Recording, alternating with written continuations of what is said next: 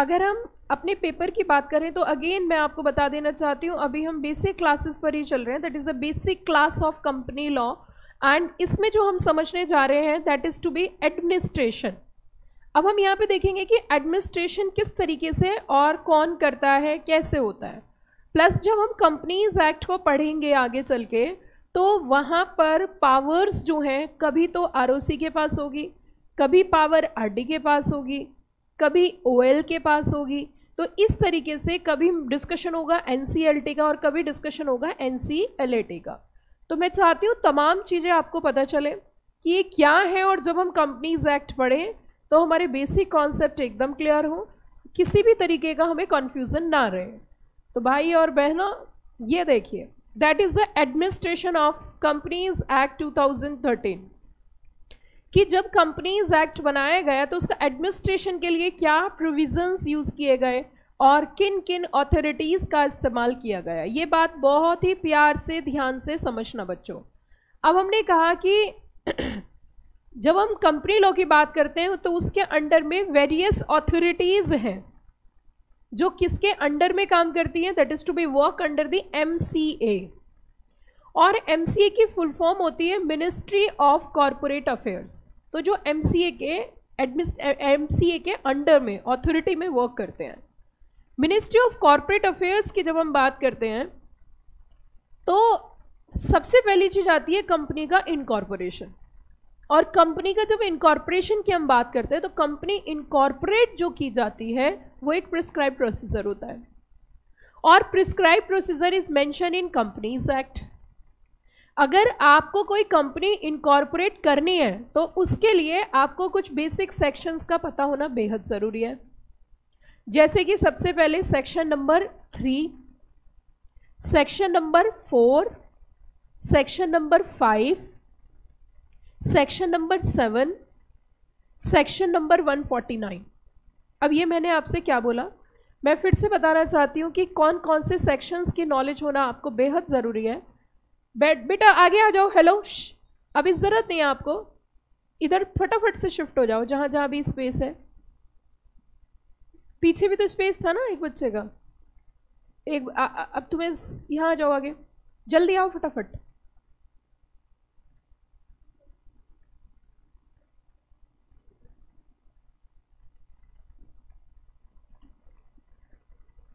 आपको ना मैं एक बात बताती हूँ, जितने भी बच्चे बैठते हैं ना जब क्लास में, तो इस तरीके से बैठना कि आपके बराबर में कोई सीट खाली ना हो, क्योंकि फिर वही प्रॉब्लम आएगी, पूरी रो डिस्टर्ब हो जाएगी। एक बच्चे और आगे आओ, सहेलीपना छोड़ो, आगे आओ बेटा, आप तो पढ़ने वाले बच्चों, यहाँ आओ जल्दी से फटाफट। बीच में कोई स्पेस है? आज तो काम चलाना पड़ेगा भैया, आज नहीं तो नीचे बैठ के काम चलाना पड़ेगा, आज तो काम चलाना पड़ेगा। देखो इसीलिए मैंने बोला था कि आप ना क्लास में कुछ इस तरीके से बैठे कि बराबर वाले को डिस्टर्ब ना हो। अब तो जो आएगा उसे नीचे ही बैठना पड़ेगा, ऑप्शन नहीं है कुछ। इधर एक ही सीट है ना, कितनी सीट है अभी तो, क्योंकि बच्चे तो अभी और भी आ रहे हैं। अभी कोई बराबर में सीट है बच्चों? उधर है एक है, जाली में से कूदने वाली है एक? कोई आवाज़ तो आएगी ना, दिखे ना दिखे कोई दिक्कत नहीं। चलिए कोई बात नहीं, ठीक है। प्लीज़ प्लीज़ सुनिए सुनिए, ध्यान दीजिए, मेरी बात पे ध्यान दीजिए प्लीज़ बच्चों, मैं क्या बताना चाह रही हूँ प्लीज़ सुनिए। हम यहाँ पे जब अथॉरिटीज़ की बात कर रहे थे, ध्यान देना मेरी बात पे, तो हमने कहा था कि जब भी कभी कंपनी का इनकॉर्पोरेशन होता है, the word is used incorporation, तो उसके लिए कुछ सेक्शंस हमें पता होना ज़रूरी है। अपनी अपनी पेंसिल निकाल के रखना, पेन हो तो पेन निकाल लेना। कौन कौन से बेसिक सेक्शंस हैं जब हम कंपनी इनकॉर्पोरेशन करते हैं तो उसकी हमें रिक्वायरमेंट है। सबसे पहला सेक्शन सुनना ध्यान से, सबसे पहला सेक्शन है सेक्शन नंबर 3। सेक्शन 3 में हमें क्या बताया गया, that is to be minimum number of members. आज हम ये एज्यूम करेंगे कि आप अपने क्लाइंट की कंपनी इनकॉर्पोरेट कर रहे हो। आप अपने क्लाइंट की, जो आपको नोट्स मिले उसी पे लिख लो, कोई दिक्कत नहीं, थोड़ा सा ही लिखना है। आप अपने क्लाइंट की क्या इनकॉर्पोरेट कर रहे हो? कम ऑन जल्दी बताइए, आप अपने क्लाइंट की क्या इनकॉर्पोरेट कर रहे हो? कंपनी। अब अपने क्लाइंट से आपको क्या क्या पूछना पड़ेगा? सबसे पहली चीज कि आप ये बताइए कौन सी कंपनी बनानी है, कौन सी कंपनी बनानी है। कौन सी कंपनी मतलब प्राइवेट है या फिर पब्लिक है। अच्छा, क्या प्राइवेट और पब्लिक से कोई फर्क पड़ेगा? Answer is yes. अब इसमें मैं आपको एड ऑन करना चाहती हूँ। आप एक बात मेरी विशेष रूप से ध्यान रखना, अगर कंपनी प्राइवेट है, इट मीन्स, अभी मैंने कंपनी नहीं पढ़ाई because this is a basic lecture, लेकिन जिस ऑर्गेनाइजेशन में पब्लिक का जितना कम पैसा होगा या पब्लिक का पैसा नहीं होगा, प्लीज पीछे वाले बच्चे, पब्लिक का पैसा नहीं होगा तो उसके लिए कंप्लायंसेस कम होंगे। कंपनी में जितना ज्यादा पब्लिक का पैसा इन्वॉल्व होगा, कंप्लायंसेस उतने ज्यादा होंगे। क्योंकि कंप्लायंसेस क्यों किए जाते हैं? जितने ज्यादा सेक्शंस, जितना ज्यादा कंप्लायंसेस होता है, उतनी ज्यादा ट्रांसपेरेंसी होती है। जितना ज्यादा कंप्लायंसेस उतनी ज्यादा ट्रांसपेरेंसी, और जितनी ज्यादा ट्रांसपेरेंसी उतना ज्यादा प्रोटेक्शन। ट्रांसपेरेंट का मतलब होता है आर पार आप देख सकते हो चीजों को। सो अब आपको मुझे बताना है कि अगर हम प्राइवेट कंपनी की बात करें तो प्राइवेट कंपनी में कंप्लायंसेस ज्यादा होंगे या कम होंगे? कम होंगे। पर क्यों? अब इसका लॉजिक समझिए। जब कंपनीज एक्ट बना तो उसके अंदर तो यही बात लिखी गई कि this section is applicable to every company, या every company is required to conduct and hold and this general meeting, ऐसे करके लिखा जाता है। और जब हम एवरी कंपनी वर्ड यूज कर देते हैं तो बड़ी ही सिंपल सी बात है, उसमें हर तरीके की कंपनी कवर हो जाती है। तो इट मीन्स अगर देखा जाए तो जब कंपनीज एक्ट बनाया गया तो उन्होंने ऐसे डिफरेंशिएशन नहीं करा because it is a private, this section is applicable to private company और अ पब्लिक कंपनी। ऐसे कंपनीज एक्ट में बहुत ही चुनिंदा सेक्शन है जो सिर्फ पब्लिक कंपनी के लिए बनाए गए हैं। अदरवाइज लॉ मेकर ने तो सेक्शन बनाया है किसके लिए? कंपनी के लिए। अब मुद्दा ये उठता है कि अगर 470 सेक्शंस की हम बात करें और सारे के सारे सेक्शंस, सुनिए ध्यान से, सारे के सारे सेक्शंस अगर प्राइवेट कंपनी पर भी लागू करोगे, कोई कंपनी बंद होने वाली है उस पर भी लागू करोगे, कोई कंपनी छोटी है उस पर भी लागू करोगे, so it's a very tough task to manage the compliances. क्योंकि उसका बिजनेस अभी छोटा है, वो व्यापार छोटा कर रहा है, वो ज्यादा कंप्लायंसेस नहीं कर सकता। और एक बात हमें समझनी होगी, जब हम कंप्लायंसेस की बात करते हैं तो उसके लिए हमें प्रोफेशनल्स की जरूरत होती है, और जब हम प्रोफेशनल की बात करते हैं तो प्रोफेशनल्स अपनी फीस चार्ज करता है। तो यहाँ पे अगर हम इनिशियल्स देखें तो सिंपल सी बात है, ये नहीं लिखा हुआ कि this section is only for private company और अ पब्लिक कंपनी। लेकिन मैंने अभी सबसे पहली बात क्या बोली कि अगर कंपनी पब्लिक है, अगर कंपनी पब्लिक है तो सिंपल सी बात है कंप्लायंसेस ज्यादा है। और पब्लिक में भी अगर लिस्टेड है, पब्लिक में भी अगर लिस्टेड है, हाँ बोलिए मेरे साथ जरा, पब्लिक में भी अगर लिस्टेड है, जिसके शेयर्स स्टॉक एक्सचेंज पे लिस्ट है, तो उसके लिए रेगुलेशंस भी हैं। और वो रेगुलेशंस हैं सेबी के। किसके रेगुलेशंस हैं? सेबी के। मतलब कंपनी है और कंपनी में भी लिस्टेड कंपनी है तो उसके लिए क्या है बच्चों? सेबी के regulations. Clear? You all clear? और आप सभी बच्चों को पता होगा कि rules is made by the, yes come on, rules is made by the central government, regulations is made by the regulatory bodies. Regulatory body बोले तो, रेगुलेटरी बॉडी बोले तो सेबी। तो अगर इन्वेस्टर्स के राइट की प्रोटेक्शन की बात करें तो वो किसके पास है? That is to be SEBI. Clear? या ऑल क्लियर? इतनी बात समझ में आ गई? अब मेरी बात सुनना ध्यान से। हमने कहा कि प्राइमा फेसिया जब हम देख रहे हैं तो each section is applicable to every type of company, की हाँ जी बिल्कुल हर कंपनी के ऊपर लागू होता है। तो हाउ इट्स कम पॉसिबल कि अब क्या किया जाए कि ऐसी स्थिति में, अब सुनना ध्यान से, कि कैसे प्राइवेट कंपनी को रिलैक्सेशन दी जाए। तो बच्चों कंपनीज एक्ट के अंदर एक सेक्शन है 462। कौन सा सेक्शन है? 462। आवाज आई? कौन सा सेक्शन बोला मैंने? 462। एक बार मैं आपको सेक्शन नंबर 462 जरा दिखा देती हूँ कि 462 क्या कहना चाह रहा है, किस तरीके का वो सेक्शन है, वो जरा समझते हैं। तो अगर हम सेक्शन नंबर 462 की बात करें तो देखो 462 में इन्होंने क्या लिखा है वो देखते हैं जरा। 462 में स्पेशल तरीके की इनको पावर दी गई है कि आप चाहो तो कुछ कंपनी और कंपनीज को क्या दे सकते हो? रिलैक्सेशन दे सकते हो। तो देखिए चलते हैं एक बार, ये देखिए स्क्रीन पे आपको नजर आएगा, that is to be section number 462। कौन सा सेक्शन बोला मैंने? 462। पावर टू एग्जेम्प्ट क्लास और classes of company from provision of this act. अब एक बात सुनना, ये सेक्शन क्यों बनाया गया? इसका लॉजिक क्या था? इसका सेक्शन का लॉजिक क्या है?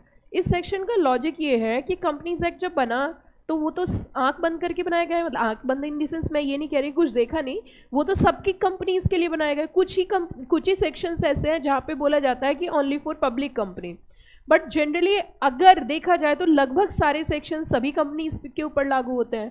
तो इन्होंने क्या किया, 462 में पावर दी क्या करने की, एग्जेम्प्ट, मतलब रिलैक्सेशन देने की पावर दी। किसको, क्लास और क्लासेस ऑफ कंपनीज। एक्ट किसके द्वारा बनाए गए, पार्लियामेंट। सेक्शंस किसके द्वारा बनाए गए, पार्लियामेंट। लेकिन मुद्दा ये उठता है, बस मुझे एक बात बता दो कि ये पावर किसको दी गई होगी, आपके हिसाब से पावर किसके पास होगी? कि वैसे तो कंपनी एक्ट के सारे सेक्शंस लागू होते हैं, लेकिन ये पावर किसको दी गई है एक्ट के अंदर कि आप चाहो तो क्लास और क्लासेस ऑफ कंपनी को क्या कर सकते हो, इस एक्ट के प्रोविजन की एग्जेम्पशन या रिलैक्सेशन दे सकते हो, एग्जेम्प्ट कर सकते हो। उसके लिए किसके पास होगी पावर, सोच के बताइए, ये पावर कौन रखता होगा, बताइए, सोच के बताइए, पावर किसके पास होगी? आरटी के पास, ओएल के पास, आरओसी के पास, सीजी के पास, किसके पास होगी ये पावर? ओके, एंड और कोई बच्चा, ये पावर तो दी है, एक्ट में पावर दी गई है, पावर किसने दी, पार्लियामेंट ने, लेकिन किसको दी ये हमें पता होना बहुत जरूरी है। पावर किसको दी गई कि आप चाहो तो क्लास और क्लासेस ऑफ कंपनीज के लिए इस एक्ट के प्रोविजन की रिलैक्सेशन दे सकते हो। Anybody having any idea? Try मैं नाम बोल रही हूं, फिर आप बताना आप किसके रिप्लाई करोगे। ये पावर आरटी के पास है, ये पावर आरओसी के पास है, पावर ओएल के पास है, पावर एनसीएलटी के पास है, पावर एनसीएलटी के पास है, सेंट्रल गवर्नमेंट के पास।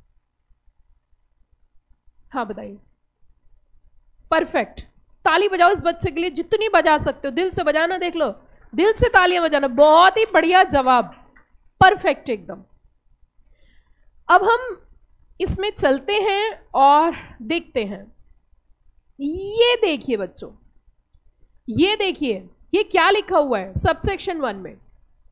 सबसेक्शन 1 में इन्होंने कहा द सेंट्रल गवर्नमेंट में in the public interest by notification direct that any of the provision, all नहीं लिखा, क्या वर्ड यूज किया, एनी ऑफ द प्रोविजन, कोई भी प्रोविजन, कौन से एक्ट का, this act means what, companies act, shall not apply to such class or classes of company or apply with such exception or modification। मतलब apply, या तो apply ही नहीं होगा या उसके अंदर कुछ क्या हो सकते हैं, modification हो सकते हैं। क्लियर हुई मेरी बात?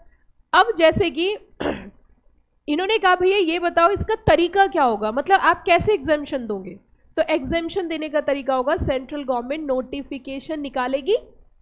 नोटिफिकेशन कहाँ दिया जाएगा, आप रिप्लाई करते जाना बच्चों, नोटिफिकेशन कहाँ दिया जाएगा, कम ऑन रिप्लाई, नोटिफिकेशन कहाँ देंगे, ऑफिशियल गैजेट, कहाँ देंगे notification, come on, official gazette. कुछ क्लास और क्लासेस ऑफ कंपनीज को जहां पे क्या दी जा सकती है, रिलैक्सेशन दी जा सकती है। किसकी रिलैक्सेशन दी जाएगी, any of this, any provision of this act, या तो पूरे के पूरा ही एग्जेम्प्ट, या तो, हेलो, या तो, आवाज नहीं आ रही, जोर से बोलो, या तो पूरा का पूरा ही एक्ट लागू नहीं होगा या एक्ट के कुछ प्रोविजंस उनके ऊपर लागू नहीं होंगे। जैसे कि इन्होंने क्या बोला, मॉडिफिकेशन, कुछ मॉडिफाइड भी हो सकता है। आपको मैं इसका एक एग्जांपल देती हूँ कंपनीज एक्ट के अंदर, और आपको याद रहेगा क्योंकि ट्यूनिंग हमारी यहीं से ही सेट होगी। जब हम यहाँ से पढ़ना शुरू करेंगे तो हमारी ट्यूनिंग वहाँ तक सेट होगी। आप देखिए, हमने लगभग 10 घंटे के आसपास हम पहुँचने वाले हैं बेसिक क्लास में, 10 आवर्स, 10 घंटे का लेक्चर सिर्फ बेसिक पे लगाया मैंने। तो इसका मतलब कोई ना कोई तो इच्छा है मेरी आप लोगों से, कोई एक्सपेक्टेशंस तो है। 10 घंटे कैसे कह रही हूँ मैं, मतलब बेस क्लियर करना है ना, जो बेसिक्स स्ट्रॉन्ग करने के लिए अभी चैप्टर की शुरुआत नहीं करी है, अभी हम बेसिक्स ही पढ़ रहे हैं, बेस ही क्लियर कर रहे हैं। तो बेस क्लियर करने के लिए ना सबसे ज़्यादा ज़रूरी है पेशेंस, और अगर आपको बेस क्लियर आपका बहुत अच्छा होगा तो आगे चल के आप बहुत अच्छा परफॉर्म करोगे। मतलब पास होना is not a big deal, but you also capable to come in to rank, और 1 शॉट क्वालिफाई हो सकते हो। क्योंकि देखो, मेहनत कभी ख़राब नहीं जाती, मेहनत हमेशा रंग लाती है। तो अब हमने यहाँ पे, मैं आपको एक एग्जाम्पल देती हूँ। अच्छा बताइए, सेंट्रल गवर्नमेंट क्या सारे के सारे सेक्शंस का एग्जेम्पशन दे सकती है, या some of the section, some of the provision? क्या सारे के सारे या सम ऑफ द प्रोविजन? बताइए, सारे के सारे या कुछ प्रोविजंस की? कुछ प्रोविजंस की। सारा एक्ट एग्जेम्प्ट नहीं कर सकते, फिर कंपनी एक्ट का कोई फायदा ही नहीं होगा। तो मैंने कहा था कि किसी सेक्शन को पूरे तरीके से भी इनके लिए एग्जेम्प्ट हो सकता है और उसका कुछ पार्ट भी हो सकता है। जैसे एग्जाम्पल देके बताती हूँ, हर कंपनी के लिए एक साल में 4 बोर्ड मीटिंग करनी होती है मिनिमम, सेक्शन में लिखा हुआ है 173। लेकिन अगर हम स्मॉल कंपनी, डोरमेंट कंपनी की बात करें, ओपीसी की बात करें, तो इन्हें साल में 2 करनी है। ये क्या है, कंप्लीट एग्जेम्पशन है या मॉडिफिकेशन है इनके लिए? मॉडिफिकेशन। तो 462 subsection 1 clause a and clause b, मैंने दोनों क्लियर कर दिए। तो अब फिर वापस आते हैं हम अपनी क्लास की तरफ। ये मैंने एग्जाम्पल दिया, और मैं जितने भी एग्जाम्पल आपको देती हूँ बेयर एक्ट से ही देती हूँ। मतलब जो भी एग्जाम्पल आपको मैं बताती हूँ वो किससे बताती हूँ? Bare act. बेयर एक्ट हम यहाँ पे इसलिए ओपन कर लेते हैं, वैसे तो हमारी बुक में सारे सेक्शंस हैं, लेकिन एट रैंडम मुझे कोई सेक्शन का रेफरेंस देना है तो मेरे लिए सबसे ईजी बेयर एक्ट ही होता है। दैट्स वाई मैं बेयर एक्ट ओपन कर लेती हूँ। ओके, अब सुनिए मेरी बात। अब हमने कहा कि जब जब हम सेक्शंस पढ़ेंगे तो बीच बीच में हमारे पास ऑथोरिटीज आएंगी। ऑथोरिटी का नाम होगा आरओसी, ऑथोरिटी का नाम होगा आरडी, ऑथोरिटी का नाम होगा ओएल, ऑथोरिटी का नाम होगा नफरा, ऑथोरिटी का नाम होगा एनसीएलटी, ऑथोरिटी का नाम होगा एनसीएलटी। ये लेक्चर जो है ना, ये डेडिकेटेड टू ऑथोरिटीज को ही है।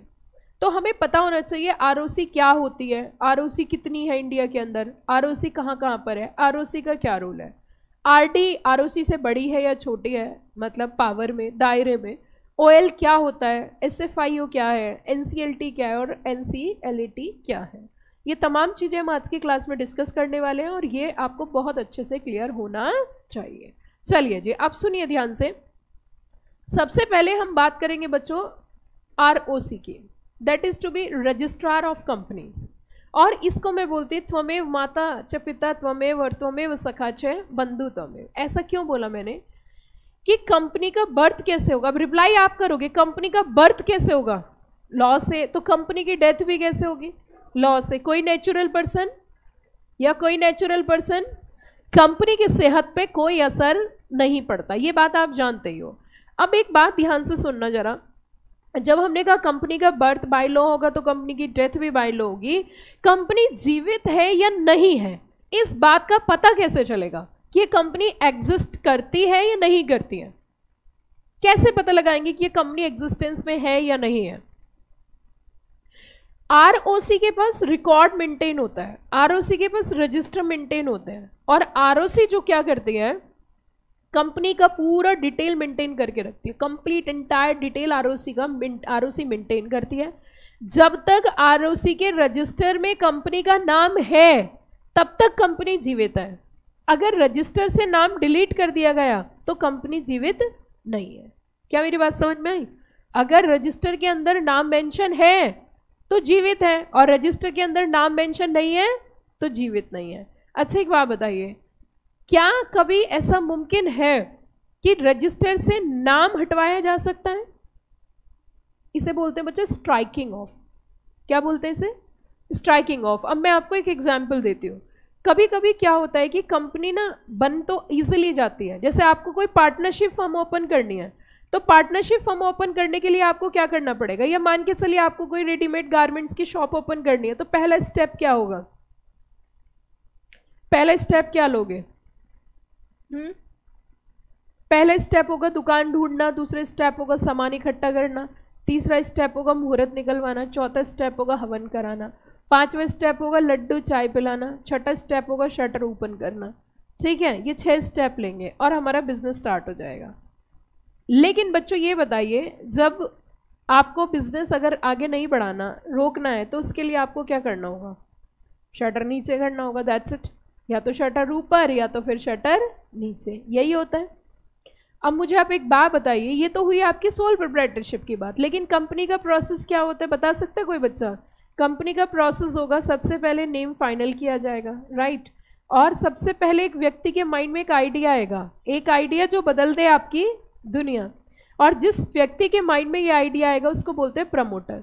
और प्रमोटर क्या करेगा? प्रमोटर जो है स्टेप्स लेगा। पहला स्टेप होगा फाइनलाइजेशन ऑफ नेम, दूसरा स्टेप होगा परचेज प्रॉपर्टी, तीसरा स्टेप होगा पंडित जी को बुलाओ। पंडित जी क्या करते हैं? अच्छा एक बात बताइए, हम बहुत सिंपल सी चीज़ सीखते हैं, कंपनी छोड़ दीजिए, मान के चलिए किसी बच्चे का बर्थ हुआ है तो सबसे पहला स्टेप क्या होता है? पंडित जी को बुलाते हैं और उनका नामकरण करवाते हैं, किस अक्षर से नाम रखना है, ठीक है। उसके बाद जैसे ही वो पैदा होता है ऑटोमेटिक प्रॉपर्टीज़ के नाम आ जाती है, जो उनके फादर की पेरेंटल प्रॉपर्टीज़ होती है वो उनके नाम इनडायरेक्ट हो जाती है ना। तो ये हो गया। फिर उसके बाद क्या होता है कि वो बच्चा एग्जिस्ट करता है। अब मैं आपसे पूछना चाहती हूँ, ऐसे ही ये तो नेचुरल पर्सन हो गया, अब हम आर्टिफिशियल पर्सन कंपनी की बात करते हैं। तो कंपनी का बर्थ कैसे होता है? लॉ से। लेकिन होगा कैसे? कंपनी बनाने से पहले हमें उसका नाम क्या करना पड़ेगा? फाइनल, जिसे फाइनलाइजेशन ऑफ नेम बोलते हैं, फिर परचेज प्रॉपर्टी, फिर हायर प्रोफेशनल। अच्छा ये बताइए, जब बच्चे का जन्म होता है तो पंडित जी को क्यों बुलाया जाता है? क्या कोई बच्चा क्लास में बता सकता है कि पंडित जी क्यों बुलाए जाते हैं? बताइए। जब भी कभी किसी बच्चे का बर्थ होता है, जन्म होता है, तो घर पे पंडित जी को बुलाया जाता है। मैम हमने तो नहीं बुलाए थे मैम, हम तो पैदा होते ही सीधे बोले थे मेरा नाम तो करण अर्जुन रखना। अच्छा जी, हाँ जी, क्या ऐसा होता है? अच्छा हाँ ना तो बोलो, क्या ऐसा होता है? होता है। लेकिन व्हाट इज द लॉजिक कि टू कॉल पंडित जी? आइए पंडित जी बैठिए। What is the logic? Anybody having any idea in the class? Yes, बता सकता है कोई बच्चा क्लास में कि पंडित जी को जब बच्चा पैदा होता है तो क्यों बुलाया जाता है? बताओ ना बेटा, पीछे। हाँ जी, पीछे वाले बच्चे। ये पढ़ा थोड़ी रही हूँ, नॉर्मल सेंस में मैंने एक क्वेश्चन पूछ लिया। मुझे बस ये बताओ, जब बच्चे का जन्म होता है तो पंडित जी क्यों बुलाए जाते हैं? कुछ तो जवाब दो। नामकरण के लिए। और दूसरा स्टेप? हाँ, उनको अच्छी नॉलेज होती है किस चीज की? अरे बताओ बता, किस चीज की?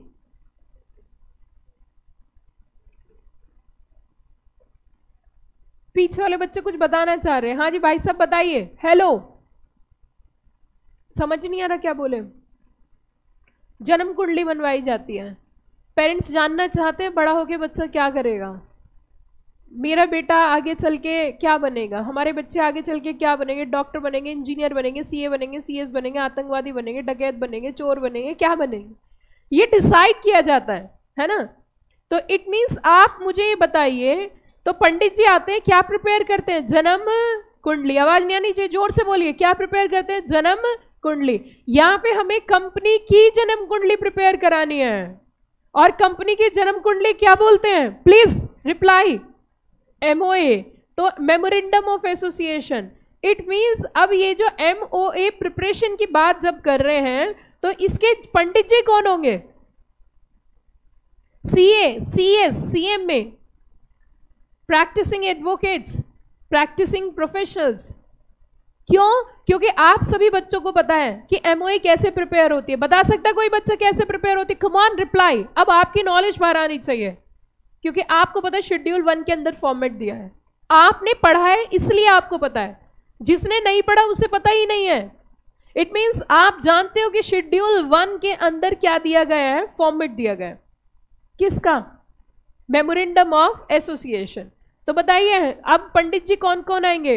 आइदर द CA और CS और CM में और प्रैक्टिसिंग एडवोकेट। आकर उनको क्यों बुलाया गया है? Just to final the name, finalisation of name.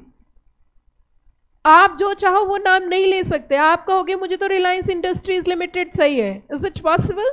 आप बोलोगे मुझे तो इन्फोसिस चाहिए, is it possible? No, it depend upon the availability on the website, on the availability, name availability on the site of ROC। वो डिसाइड करेंगे आपको ये नाम मिलेगा या नहीं मिलेगा। ये काम भी कौन करेंगे? प्रोफेशनल्स। कौन करेंगे बच्चों?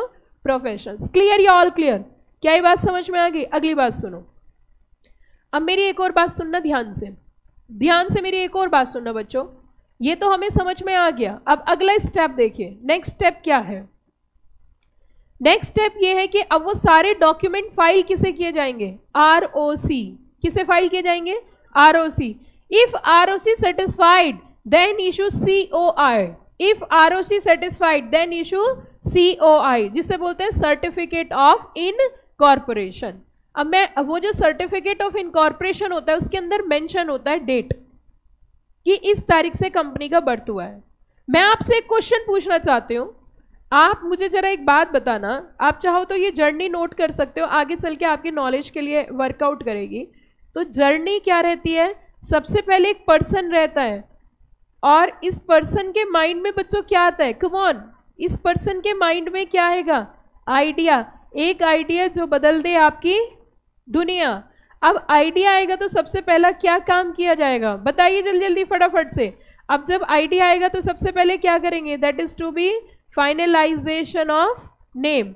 Next one is a purchase, yes hello, purchase what, purchase की जाएगी प्रॉपर्टी। और क्या किया जाएगा, हायर किए जाएंगे कौन, हायर प्रोफेशनल्स। और क्या किया जाएगा बताइए, preparation of what, yes prepare किए जाएंगे क्या, MOA एंड AOA, ये तमाम डॉक्यूमेंट्स फाइल किए जाएंगे किसके पास, ROC, किसके पास फाइल किए जाएंगे बताना जरा, ROC, है ना। और अगर ROC सेटिस्फाइड होगी, अगर ROC सेटिस्फाइड होगी, है ना, अगर ROC सेटिस्फाइड होगी तो क्या इशू करेगी, COI। अगर ROC सेटिस्फाइड होगी तो क्या इशू करेगी बच्चों, COI। एक सेकेंड, लाइव वाले बच्चे,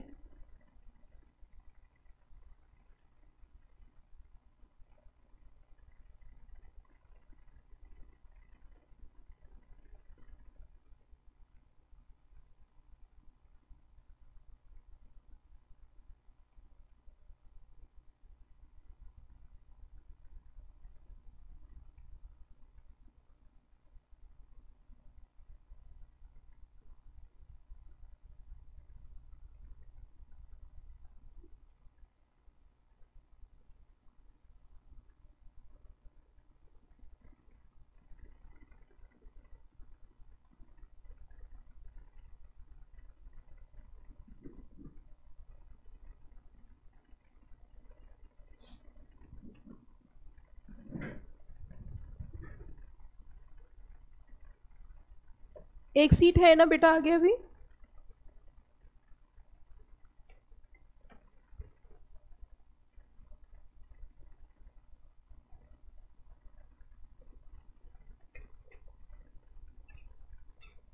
सुनिए बच्चों ध्यान दीजिए मेरी बात पे। अब मैं आपसे एक क्वेश्चन पूछने वाली हूँ और ध्यान से मुझे आंसर देना। देखिए क्लास इसीलिए कंफर्टेबल बनाई गई है आपके लिए भी मेरे लिए भी, क्योंकि जो हमने बुक्स अपनी डिज़ाइन करी है उसके अंदर बहुत ज़्यादा कंटेंट है। तो हम कोशिश करेंगे जितनी क्लास में क्लास होगी, क्लास में ही पढ़ना और क्लास में ही रिवाइज करना, और डेली बेसिस घर पे जाके आप भी यही रूटीन रखना और कुछ नहीं करना आपको, बस जो क्लास में पढ़ाया जा रहा है उसे घर पे जाके क्या करना है, रिवाइज करना है। अब मैं आपसे क्वेश्चन पूछना चाहती हूँ, मैंने कहा कि हमने डॉक्यूमेंट किसको फाइल किए, कम ऑन जल्दी बताइए, ROC को। अगर ROC सेटिस्फाइड होगी तो क्या इशू करेगी, COI। COI is a certificate of incorporation, COI is a certificate of incorporation. इसके अंदर डेट मेंशन होगी, इसके अंदर क्या मेंशन होगी, डेट मेंशन होगी कि किस डेट को कंपनी पिक्चर में आई है। ठीक, अब मेरा क्वेश्चन सुनना ध्यान से, मैं क्या पूछना चाह रही हूँ। मान के चलिए एक एग्जाम्पल लेके चल रहे हैं कि COI के अंदर जो डेट मेंशन है दैट इज टू बी 10 दिसंबर, वो है 10 दिसंबर, right.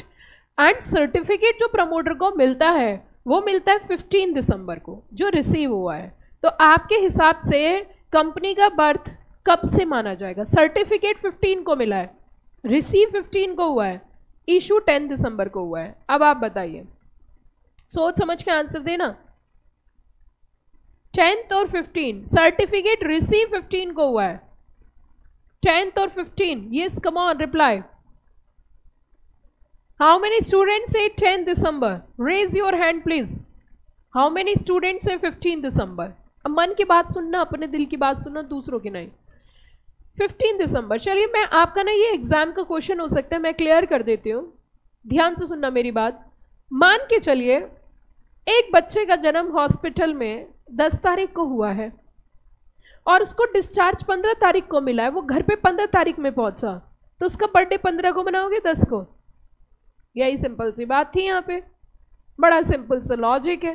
So whatever the mention in the certificate, that is to be conclusive evidence. एक बार सर्टिफिकेट रिसीव हो गया, अब उसको कोई चैलेंज नहीं कर सकता कि कंपनी पिक्चर में नहीं है। सर्टिफिकेट मिलना मतलब कंपनी का बर्थ हो जाना। इस सर्टिफिकेट के ऊपर कंपनी के यूनिक आइडेंटिफिकेशन नंबर होता है, that is to be corporate identification number. क्या बोलते हैं हम उसे? Corporate identification number, that is the CIN number. और वो यूनिक नंबर होता है, आप उसको डालकर कंपनी की मास्टर समरी निकाल सकते हो, कंपनी क्या है, कहाँ पे बनी है। क्लियर हुई बात? तो ये काम कौन करती है? That's ROC. आरओसी के पास इसका सारा डाटा मेंटेन होता है। अब मैं आपको कुछ दिखाने वाली हूँ प्रैक्टिकल पॉइंट ऑफ व्यू से, फॉर योर नॉलेज सेक।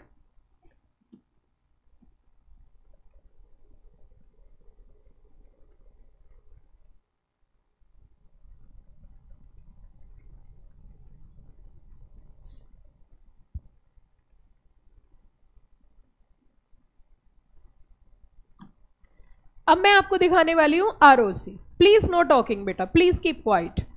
अगर हम आरओसी की बात करें तो देखिए जरा,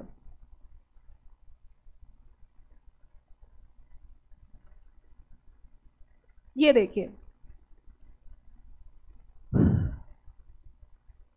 ये सारी आरओसी आपकी, और दिल्ली, कानपुर, पटना, गुवाहाटी, शिलोंग, कोलकाता, कटक, ये तमाम आपको आरओसी नजर आ रही है, राइट? ये सब आरओसी आपको नजर आ रही है, लेकिन कुछ यूनिक कॉन्सेप्ट हमें देखने हैं। अगर हम बात करें गोवा, दमन एंड दीव, ठीक है, इसके ऊपर देखने जरा क्या लिखा हुआ है। मिस शर्मा तृप्ति सुभाष, आरओसी कम ओएल। ओएल एक अदर अथॉरिटी है, ऑफिशियल लिक्विडेटर। मैं यही चीज सिखाना चाह रही थी। मैं नहीं चाहती कल को आप इंडस्ट्री में जाओ और अजीब गरीब बातें करो। वैसे आरओसी हर स्टेट में एक आरओसी होती है, लेकिन कई बार एक आरओसी दो रोल प्ले कर रही होती है। कई बार दो स्टेट की एक आरओसी होती है, कई बार दो यूटी की एक आरओसी होती है। ये है नॉलेज, ये है एक्सपर्ट पॉइंट ऑफ व्यू से। जनरल रूल क्या है? Single state single ROC, but in some exceptional situation 2 state 1 ROC और 1 स्टेट फॉर 2 आरओसी। वो कैसे होगा मैं आपको बताऊंगी। तो देखिए क्या कहना चाह रहे हैं। OL is a different authority that is to be official liquidator. क्या होता है वो मैं पढ़ाऊंगी आज की क्लास में। ओएल मतलब ऑफिशियल लिक्विडेटर। लिक्विडेटर वर्ड कहां से आया? लिक्विड से। लिक्विड का मतलब क्या होता है? Easily convert into cash. और कंपनी कैश में कब कन्वर्ट की जाती है? जब कंपनी वाइंडिंग अप में जाती है, तो तभी रोल होता है ओएल का। तो इसका मतलब आरओसी दो रोल प्ले कर रहा है। कौन कौन सा ये वाला आरओसी? आरओसी कम क्या बोला इन्होंने? ओएल। आरओसी का रोल भी प्ले कर रहा है और साथ में ओएल। इट मींस गोवा के जुरिस्डिक्शन में जितनी कंपनीज हैं वो इस वाली आरओसी के पास जाते हैं। अब मेरी एक और बात सुनो ध्यान से। अगर हम बात करें ऐसा क्यों किया गया, क्या लॉजिक है इसके पीछे कि ओएल और आरओसी एक ही है? What is the reason?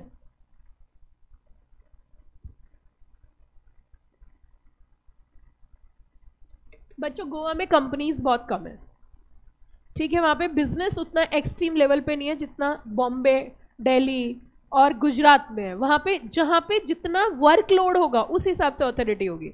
Suppose करिए गवर्नमेंट ने ओएल अलग बना दी, आरओसी अलग बना दी, चार काम ही नहीं उतना, तो गवर्नमेंट के ऊपर खर्चा बढ़ जाएगा ना। तो इसीलिए इन्होंने क्या किया, आरओसी को भी उसे ही रखा और ओएल को भी उसे ही रखा। अब हम बात करते हैं अपनी दिल्ली की। ये आपको नजर आ रहा है, जरा देखना, Delhi and Haryana. It means यहां पे कुछ तो बात है। तो अब इनको जरा ओपन कर लेते हैं, दिल्ली एंड हरियाणा।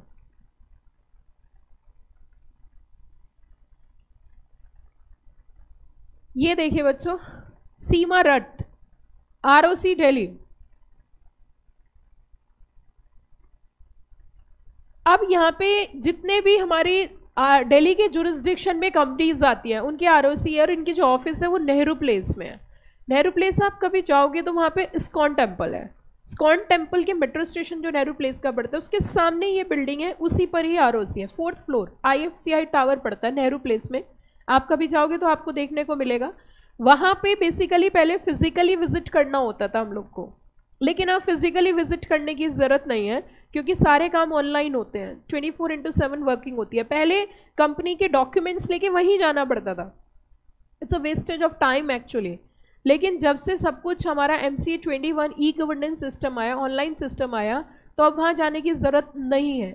मतलब हमसे पहले जो प्रोफेशनल्स थे उनको इनकॉर्पोरेशन के लिए वहीं जाना पड़ता था, और वहाँ पे एंट्री कोई और नहीं जा सकता, सिर्फ प्रोफेशनल्स की एंट्री होती है, मेंबरशिप कार्ड के बेसिस पर एंट्री मिलती है। ये नहीं है कि आप चले जाओ, आप मतलब जिनके पास डिग्री नहीं है वो नहीं जा सकते, जिनके पास सिर्फ डिग्री है वही अपना कार्ड शो करके एंट्री मिलती है, मेंबरशिप नंबर चेक किया जाता है, तभी विजिट होता है। तो पहले वहीं पर जाना पड़ता था। सोचो कितना मुश्किल होता होगा कि पहले सुबह उठ के ऑफिस जाके सबसे पहले ROC के पास जाओ। इवन आपको मैं बता देती हूँ, जैसे अब आप रिलैक्स हो गए हो, आपका चाहे एग्जामिनेशन फॉर्म फिल करना हो, आपको पता है आपका एग्जामिनेशन फॉर्म भी फिल किया जाएगा, आपको पता है आपका प्री एग्जाम टेस्ट भी देना है, आपको जानते हैं इस बारे में? मैंने उसकी कंप्लीट डिटेल वीडियो बना दी आज, उसे देख लेना पूरा, और वो 25 मार्च से पहले पहले आपको क्लियर करना है। ऑनलाइन होता है, 99 अटेम्प्ट है, और सारी चीज़ें हाँ नहीं बताऊंगी, नहीं तो तुम वीडियो नहीं देखोगे, ठीक है? तो पूरी वीडियो देखना, उसमें प्रॉपर साइट वगैरह सब बताया मैंने कि किस साइट पर जाके, यहाँ सारी चीज़ें नहीं बता सकती, इसीलिए मैंने वो वीडियो शूट कर दिया है, तो उसको आप एक बार प्लीज़ देख लेना, और 25 मार्च से पहले पहले एग्ज़ाम क्लियर कर लेना। एक दिन में 3 बार एग्जाम दे सकते हैं, ऑनलाइन होता है, घर से होता है, सिस्टम से होता है, कुछ नहीं करना, बड़ा सिंपल है, MCQ फॉर्मेट में होगा, टिक मार्क होगा, हैंड टू हैंड रिजल्ट आ जाएगा। तो इट्स बेसिकली अ फॉर्मेलिटी, तो आप जब भी टाइम मिले तब तब क्लियर करते चले जाओ। क्लियर करना है कब से पहले? 25 मार्च से पहले। अगर तुमने क्लियर नहीं किया तो आपका एग्जामिनेशन एडमिट कार्ड ही नहीं आएगा, मतलब एग्जामिनेशन फॉर्म ही नहीं फिल होगा, विंडो नहीं ओपन होगी आपकी, आप फॉर्म फिल करना भी चाहोगे तो एग्जामिनेशन फॉर्म फिल नहीं होगा। तो इट्स अ फॉर्मेलिटी बेसिकली, तो बेटर है कि आप उसे पूरा कंप्लीट करें। कितने बच्चों को पता है प्री एग्जाम टेस्ट के बारे में? हाथ उठाना जरा। पता है मतलब, लेकिन कम बच्चों को ही पता है, सबको अभी भी नहीं पता उतना सारा। तो प्री एग्जाम टेस्ट क्लियर कर लेना, ठीक है बच्चों? अब देखो इधर देखते हैं ROC की अगर हम बात करें, तो मैंने आपको कहा कि अगर फिजिकली वेरिफिकेशन डॉक्यूमेंट्स के लिए जाना है तो आप यहाँ पे जा सकते हैं। अब हम यहाँ पे ये आप देख रहे हो, ये तमाम हमारी ROC हैं। जम्मू एंड कश्मीर की अगर हम बात करें तो देखो जम्मू एंड कश्मीर ROC जो है, ये देखिए, आपको यहाँ पे भी कुछ और ज़्यादा काम नजर आएगा। Rajneesh Kumar Singh, Jammu with additional charge of Srinagar, ROC cum OL, इनको भी ROC का भी वर्क दिया और साथ में OL का भी दिया। क्यों दिया अब आप समझ गए होंगे, क्योंकि JNK में भी कंपनीज उतनी ज़्यादा इनकॉर्पोरेट नहीं होती है, वहाँ तो कंपनी का इंसान इनकॉर्पोरेट होना मुश्किल है, तो कंपनीज की तो बात ही भूल जाइए। तो जहाँ पे इन्होंने कहा कि वर्कलोड ऐसा लगता है, ये देखिए आप, असम, मेघालय, मणिपुर, त्रिपुरा, मिजोरम, नागालैंड, अरुणाचल प्रदेश, ठीक है? अब ये देखिए ACT, ये कहीं ना कहीं लाइजन ऑफिस इन्होंने बना रखा है, लाइजन ऑफिस इन्होंने बना रखा है, additional charge with additional charge OL Guwahati, ROC first floor, पान बाजार गुवाहाटी, ये देखिए यहाँ पे। तो इट मीन्स हमने यहाँ पे एक चीज़ समझी, वैसे तो जनरल रूल क्या है? वैसे तो जनरल रूल ये है कि जितनी स्टेट होती है उतनी ROC होती है, लेकिन कई बार वर्कलोड ज़्यादा होता है, तो ऐसी स्थिति में क्या कर दिया जाता है बच्चों? अब यहाँ पे आप देख सकते हो ROC का मेन काम क्या है? अपॉइंटेड, ये तो ओल्ड एक्ट है, वेरियस स्टेट्स एंड साथ में किसको कवर किया? Union territories. प्राइमरी ड्यूटी इनकी क्या है जरा बताइए जल्दी से? Primary duty of registering companies and LLP। ये भी आपके नॉलेज पॉइंट ऑफ व्यू से मैं बता देती हूँ कि LLP का इनकॉर्पोरेशन भी आपकी ROC ही करती है, वहाँ पे भी सर्टिफिकेट ROC से ही मिलती है। LLP एक्ट 2008 जब आया था तो उनका एडमिनिस्ट्रेशन भी सेम ऐसा ही है जैसे कंपनीज एक्ट का, और MCA की साइट पर जाकर ही LLP का इनकॉर्पोरेशन भी होता है। ठीक है बच्चों, 2 बातें पता चल गई। अब आगे देखो, ensuring companies LLP with statutory requirement under the act, these office function as registry of what? Records relating to companies registered with them which are available for inspection. किसके लिए inspection? Members of public on payment of prescribed fees। अब मैं आपको बता देना चाहती हूँ, ये बात हमेशा ध्यान रखना पूरे बैच के दौरान, जो भी डॉक्यूमेंट हम ROC के पास फाइल करेंगे, that document becomes a public document. वो डॉक्यूमेंट क्या बन जाएगा? Public document. और जैसे ही वो पब्लिक डॉक्यूमेंट हो जाएगा, anybody can inspect that documents on ROC site bye paying a prescribe fees, और इसे बोलते हैं पब्लिक इंस्पेक्शन। मैं प्रैक्टिकली आपको बताती हूँ। सपोज करिए हम एक एग्जाम्पल लेते हैं, मिस्टर ए है और वो जो है एक एक्स लिमिटेड को परचेज करना चाहते हैं, तो एक्स लिमिटेड ने अपनी फीस कोट करी 1000 करोड़, बड़ी कंपनी है बहुत, 1000 करोड़ में तय हुई कि 1000 करोड़ फीस है। अब ए लिमिटेड कहने लगी, सुनिए ध्यान से, मिस्टर ए कहने लगे प्रमोटर कि इसकी जो तुमने फीस कोट करी है वो बहुत ज़्यादा है, जो पैसे बताए वो बहुत ज़्यादा है, डील बड़ी महंगी है। तो ऐसी स्थिति में क्या आपको उस कंपनी के बारे में उसकी इतनी कीमत है भी या नहीं भी, क्या जानने का अधिकार होना चाहिए नहीं होना चाहिए? बताइए ना सारे बच्चे, क्या उसकी एक्चुअल इतनी कीमत है या नहीं है? तो देखो, एक तो होता है वैल्यूएशन, और वैल्यूएशन का स्कोप होता है चार्टर्ड अकाउंटेंट के पास कि प्रॉपर्टी वैल्यूएशन तो वो करेंगे, लेकिन कंपनी सेक्रेटरी का भी इसमें एक बहुत बड़ा योगदान होता है। कंपनी सेक्रेटरी को एक काम दिया जाएगा, जैसे मिस्टर ए हैं, उन्होंने सीएस अपॉइंट किया और सीएस से बोला एक काम करिए, आप मुझे इस कंपनी का पूरा कंप्लायंस डिटेल बताइए। कंप्लायंस डिटेल मतलब समझते हो कि इस कंपनी ने क्या क्या कंप्लायंस कर रखे हैं और क्या क्या कंप्लायंसेस नहीं कर रखे, नॉन कंप्लायंसेस क्या है। क्योंकि देखिए, what is the consequences of non compliances, कौन रिप्लाई करेगा? अब धीरे धीरे टेक्निकल वर्ड्स जो शब्द मैं बोलना शुरू करूंगी ना क्लास में, धीरे धीरे आपकी लैंग्वेज हो जाएगी। देखिए, लैंग्वेज कैसे आती है हमें, जैसे आपने देखा होगा, हम जहाँ के भी होते हैं वहाँ की लैंग्वेज कुछ अलग ही होती है, उनका बोलने का लहजा अलग होता है, एक्सेंट अलग होता है, टोन अलग होती है नहीं होती है। तो वहाँ पे जो बच्चा होता है उसकी भी लैंग्वेज वैसी होती है, जो वहाँ पे जा रहा होता है, जो परमानेंट बच्चा चला जाता है, जैसे कुछ लड़कियों की शादी हो जाती है तो वो भी वैसा ही बोलने लगती है। How it's come possible? Language कैसे आती है?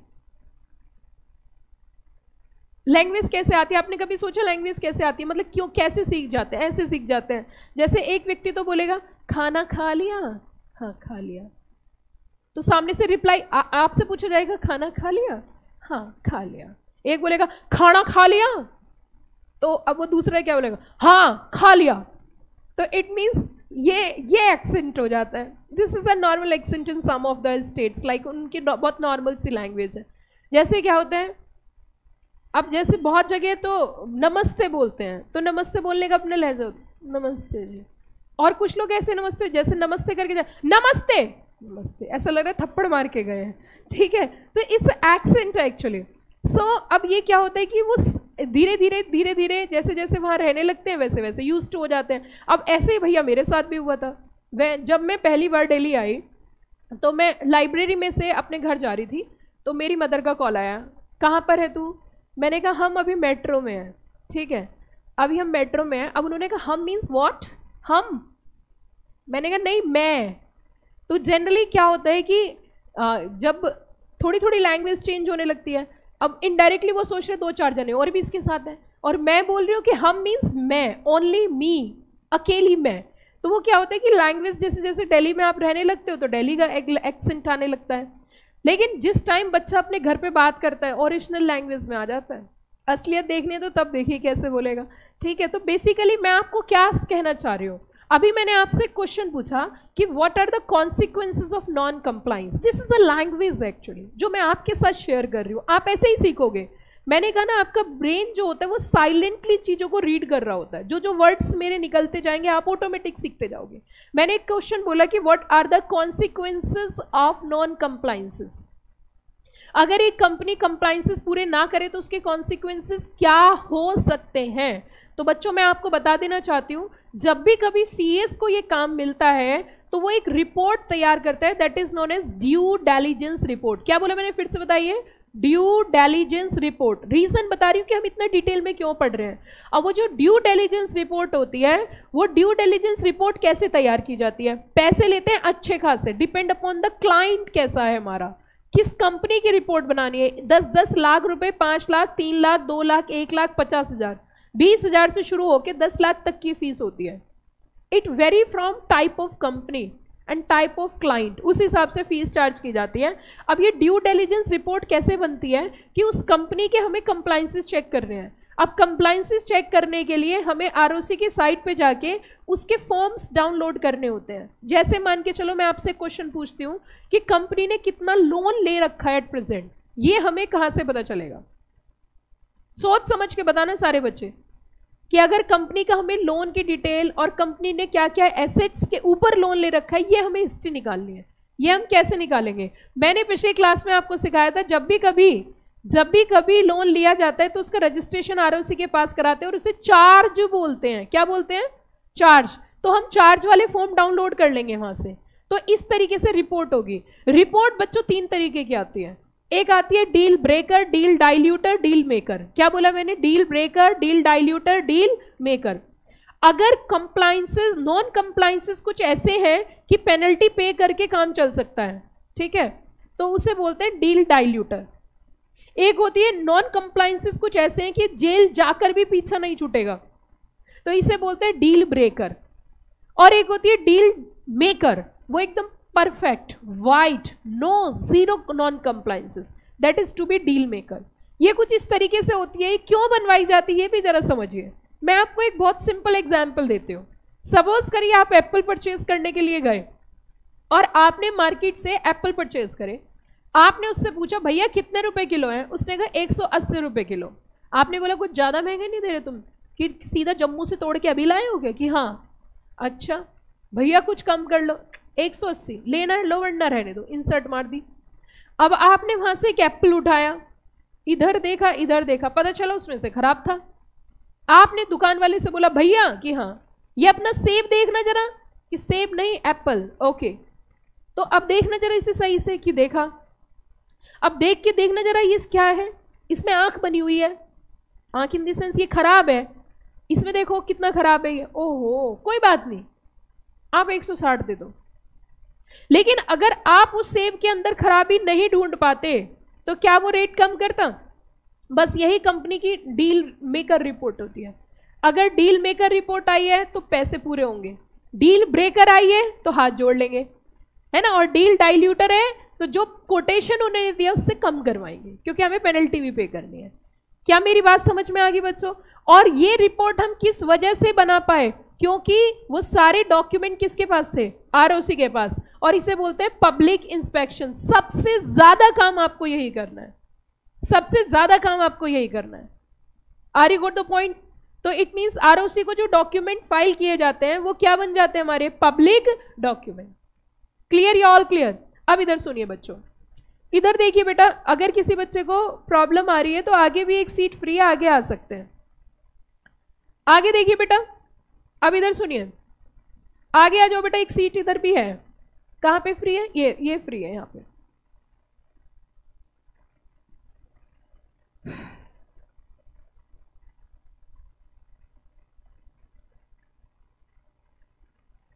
चलिए बेटा, देखो बेटा, अगली क्लास में सारे बच्चे, मेरी सभी बच्चों से हिदायत है कि आप एक काम करना, बराबर वाली सीट फ्री मत छोड़ना, पीछे वाली मतलब इस साइड वाली जगह मत छोड़ना। मैं भी भूल जाती हूँ घर से क्या पढ़ के आई हूँ, रट रूट आगे जैसे तैसे आती, ठीक है। तो बराबर वाली जगह मत छोड़ना, ठीक है।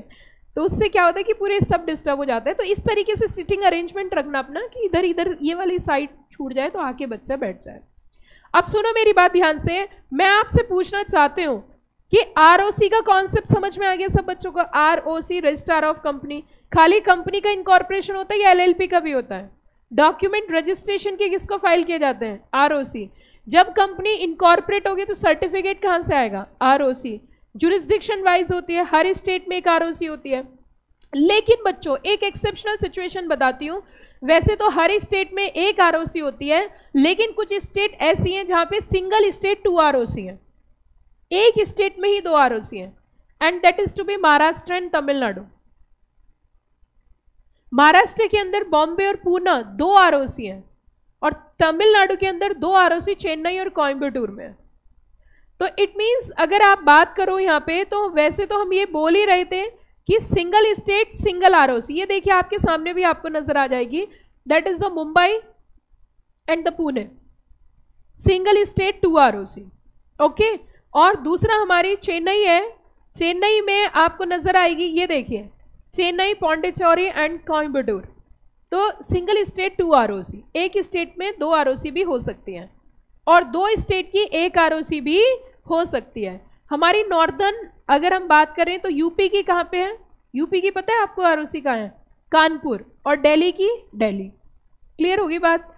ये थी हमारी आरओसी की कहानी, ये थी हमारी आरओसी की कहानी। अब थोड़ा सा आगे चलते हैं और अब हम बात करेंगे आरडी की।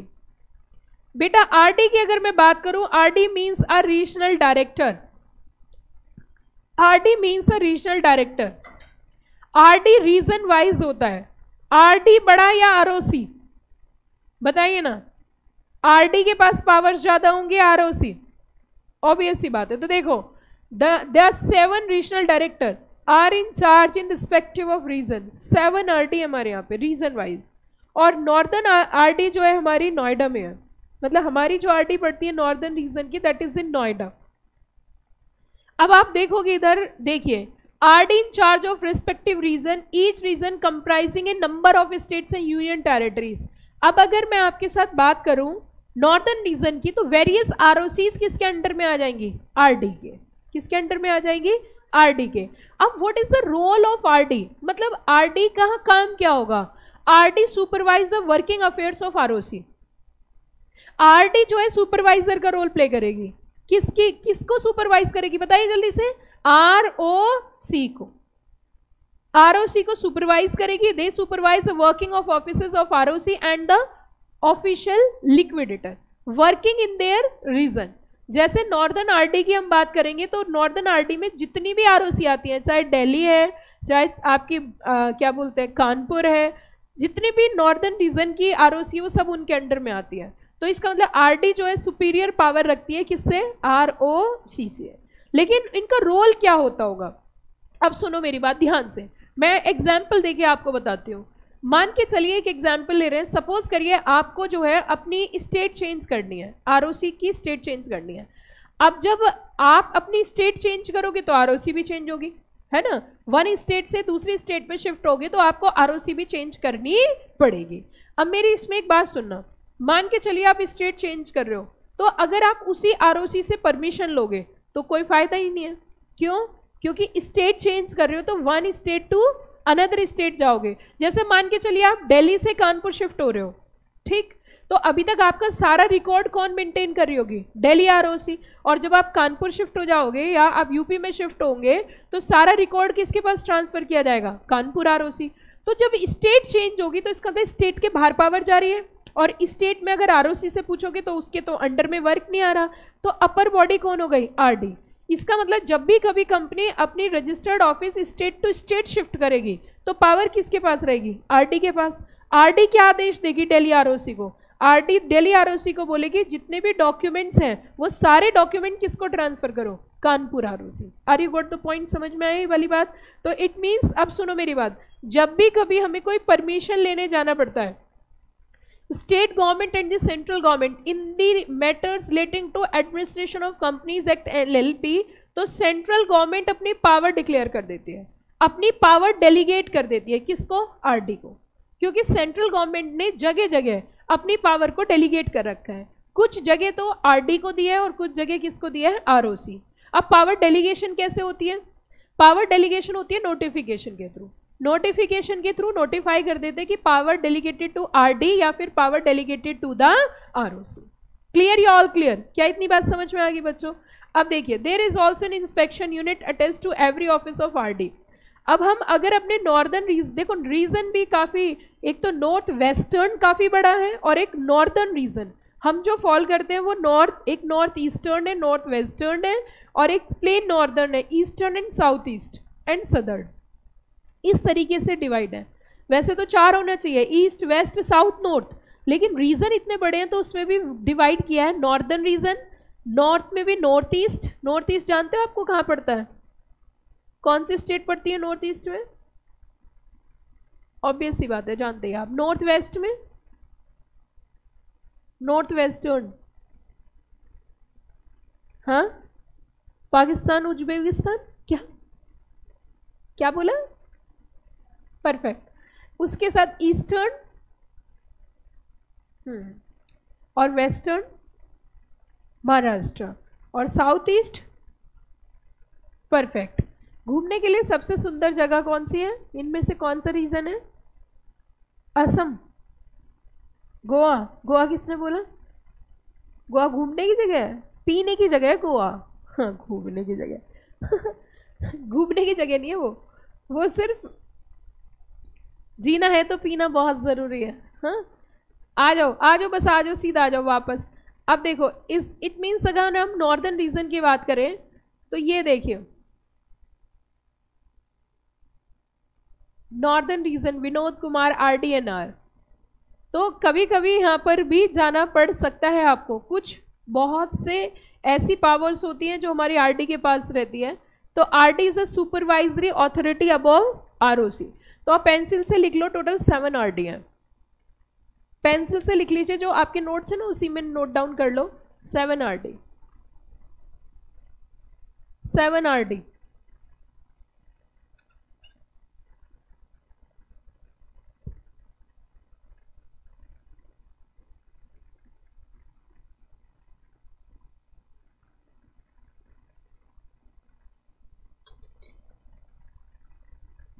हो गया बेटा सबका। अब आगे चलते हैं, that is to be official liquidator. अगर हम ऑफिशियल लिक्विडेटर की बात करें, carries out liquidation under supervision of NCLT, carries out liquidation under supervision of NCLT. It means official liquidator. यहाँ आपकी ट्रेनिंग भी होगी जब आप क्वालिफाई हो जाओगे। उसके बाद जो short term trainings, long term trainings चलती हैं, तो उनमें से कुछ शॉर्ट टर्म ट्रेनिंग ऐसी होती है जो ओएल में भी कर सकते हो आप जाके, ऑफिशियल लिक्विडेटर की ऑफिस में। ठीक है, एक अच्छा एक्सपोजर मिलता है, काम का एक्सपोजर मिलता है। तो अब जरा हम एक बार ओएल को और देख लेते हैं, ऑफिशियल लिक्विडेटर।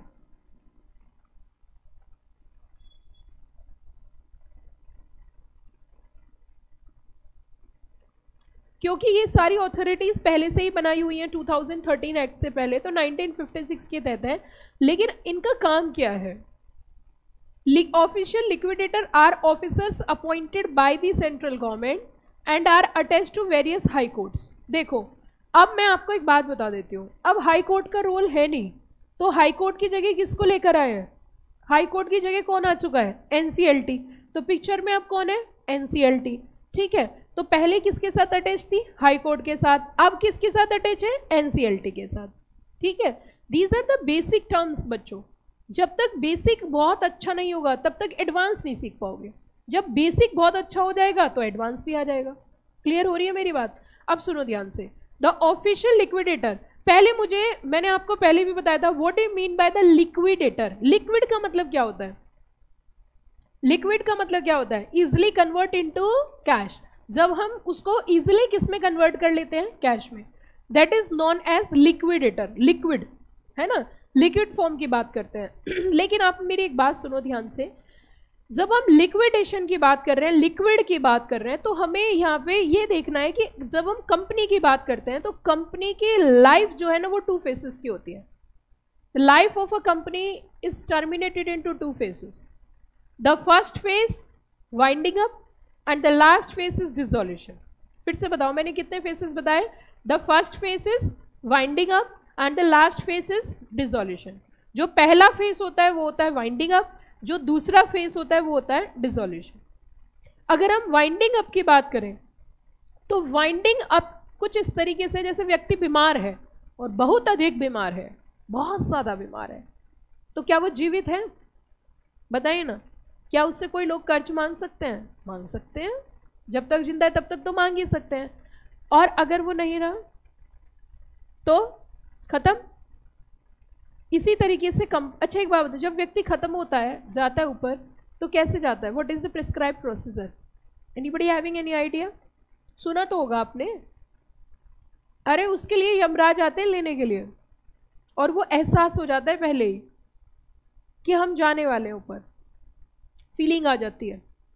लेकिन जब एज पूरी हो जाती है, एज पूरी होने पर फीलिंग आती है। कभी कभी तो बिना फीलिंग के ऊपर चले जाते हैं, जैसे बम धमाका ऊपर पहुंच गए विद इन सेकेंड, है ना, विद इन सेकेंड भी हो जाता है, तो वो एक अलग चीज़ है। लेकिन इसका भी एक, उसमें ऐसा बोला जाता है कि आभास हो जाता है, ऐसी फीलिंग आ जाती है कि हमें शायद दिखने लगता है कि कोई लेने आ रहा है, भगवान भेजता है ऊपर से कि इसको बुला के लेके आओ। और कोई कोई व्यक्ति ऐसे होता है, उनको भी चकमा दे देता है। ठीक है, तो इट मीन्स समझने वाली बात ये है, ये हमारे जीवन का ही सत्य है जो कि हम एक्सेप्ट नहीं करना चाहते। हम सभी की बात है, बहुत सेल्फिश होते हैं। सेल्फिश इन द सेंस कि सेम पर्सन होगा, टाइम अगर चेंज होगा, समय के हिसाब से हम याद करते हैं। जैसे अभी आज के डेट में आपको इतना एक्सट्रीम अट्रैक्शन अपने पेरेंट्स से होगा कि उनके बिना आपकी ज़िंदगी अधूरी है। बहुत ज़्यादा प्यार होता है, एक्सट्रीम लेवल पे हम प्यार करते हैं। लेकिन वही जैसे जैसे समय बढ़ता है, धीरे धीरे आगे बढ़ते जाते हैं, जब आप बहुत ही छोटे होते हो, बहुत ही छोटे होते हैं बच्चे, तब तो बहुत ही ज़्यादा प्यार होता है। मतलब लाइक अगर मम्मी ना दिखे तो इट्स लाइक ऐसा लगता है कि दुनिया ही नहीं है, ऐसा होता है। स्कूल से आने के बाद सबसे पहले कोई चेहरा दिखता है तो वो मम्मी का होता है ना। फिर धीरे धीरे अब आप बड़े हो गए। अब देखो आप में से कुछ ऐसे बच्चे होंगे जो पीजी में रह रहे होंगे, जो बेचारे खुद ही जगेंगे, खुद ही पढ़ने आएंगे, खुद ही चले जाएंगे, और अब वो डिपेंडेंट हो गए। अब आप पीजी में रह रहे हो, कुछ दिनों बाद ऐसा होगा, अभी तो आप 1-2 महीने में देख पाते हो अपनी मदर को, कुछ दिनों बाद ऐसा होगा साल में 2-3 बार ही देख पाओगे, फिर साल में 1 ही बार देख पाओगे, because you are over burdened in your formalities and burden. तो समय के हिसाब से चीज़ें शिफ्ट होती हैं। लेकिन वहीं आप ये बात सुनिए, अगर एक व्यक्ति की उम्र 99.9 ईयर है, तो वैसे तो देखो पेरेंट्स ही होते हैं, लेकिन उस स्थिति में लोग बाग बैंड बजवाते हैं। हाँ, जब किसी की आयु 100+ 100 साल के आसपास हो जाती है, तो ऐसी स्थिति में बैंड बाजा बजवाया जाता है, बैंड बाजे के साथ उन्हें विदाई दी जाती है। आपको नहीं पता इस बात का? कितने बच्चों को नहीं पता इस बात का? आजकल के बच्चों को तो खैर कुछ पता ही नहीं, रील्स के अलावा, ठीक है। तो अब मुद्दा ये उठता है, वही एज के हिसाब से जो है ज़रूरत होती है। पर मैं ऐसा मानती हूँ कि आपको ना एक ही ज़िंदगी मिली है, इस ज़िंदगी में कुछ ऐसा कर गुजरो कि सोचता ही रह जाए आदमी कि यार ऐसा भी होता है कि हाँ, this is the personality actually. सिर्फ खाना खाया, सो गए, कुछ पैसे लिए, घूम लिए, ये नहीं, कुछ लाइफ में बड़ा करके जाओ। अब आप सोच रहे होंगे मैम जब जाना ही है तो पैसे कमा के क्या करेंगे? तो इसका लॉजिक मैं आपको बता देती हूँ। आप एक चीज़ ध्यान रखना, जितनी मेहनत करके पैसा कमा कर यहाँ से जाएंगे हम, मैं तो यही सोच के ज़्यादा पैसा कमाती हूँ कि क्या पता अगला जन्म मुकेश अंबानी के घर में हो जाए। हाँ, ऐसा देखिए, कोई कोई पर्सनालिटी ऐसी है जो उस घर में पैदा हो रही है, कोई कोई पर्सनालिटी ऐसी है जो सड़क पे पैदा हो रही है। ये भी तो एक कर्म ही है ना। तो इसीलिए ये मत सोचो कि मेहनत नहीं करनी चाहिए। मेहनत हमें हमेशा करनी चाहिए और हर एज में करनी चाहिए, हर एक एज में मेहनत करनी चाहिए। और जितनी ज़्यादा हार्डवर्क करोगे, जितना ज़्यादा एक्टिव रहोगे, उतनी ज़्यादा चीज़ें भी याद रहेंगी। अब मेरी बात सुनिए ध्यान से सारे बच्चे। पहले जो ऑफिशियल लिक्विडेटर था किसके साथ अटैच था? पहले ओएल किसके साथ अटैच था? जल्दी बताओ फटाफट। High court. अब ओएल किसके साथ अटैच किया? NCLT. The life of a company is terminated into how many phases? 2 phases. The first phase is winding up and the last phase is dissolution. Clear होगी बात? तो फर्स्ट फेज हमारा winding up है और second phase हमारा क्या है? Dissolution है। What is the role of OL? Official liquidator का रोल क्या रहता है? तो देखो इन्होंने क्या बताया, OL are under the administrative charges respective affairs of companies. OL act under the responsibility exercising overall control over official liquidator to ensure faithfully perform their duties, duly observe all requirement, impose them, act rules and under rules they are under.